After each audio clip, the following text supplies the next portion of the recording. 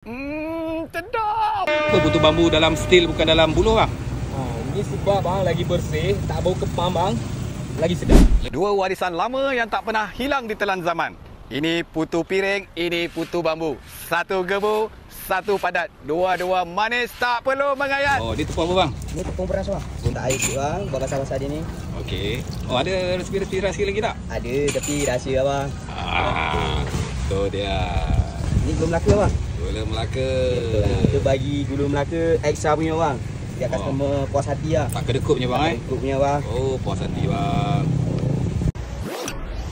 Sehari boleh habis dalam 5 beg tepung macam tu bang. 5 pack tepung macam mana anggaran dia bang? Anggaran dia dalam 125 box macam ni bang. 125 box macam ni. Oh, itu boleh cerita lagi putu bambu ke bang kan? Belum lagi masuk putu bambu bang, baru putu piring tu. Wow.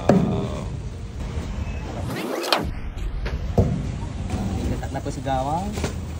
Tak dulu biar merata sikit. Lepas letak satu ni langsung angkat dia bang. Langsung angkat terus kan? Betul, nak air daun pisang. Ni kan jadi alas abang. Jadikan dia alas, lepas tu dah. Oh, okey. Yang ni pula abang buat apa bang? Ni nak buat putu bambu bang. Putu bambu. Warna hijau bang Ni ada rasa pandan sikit bang, wangi sikit. Orang try sekali mesti nak lagi bang. Wow. InsyaAllah bang Nampak pun dah sedap ni. Oh, yang ni abang terbalikkan ni bang Balikkan bang, biar masak dia. Kira dah siap bang Dah siap, dalam 2 minit siap. Oh, bau dia pun menjelakan. Tak buka tu bang. Oh, tak sabar saya nak cuba ni bang. Sedap bang. Bentuk lepeh macam UFO. Bismillah.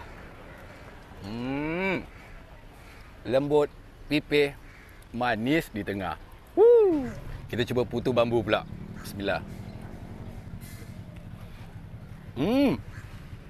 Klasik, cair dalam mulut. Inilah cita rasa tradisi yang terus hidup di hati rakyat Malaysia. Kalau korang tercari-cari putu piring dan putu bambu yang padu, dekat sinilah tempat dia.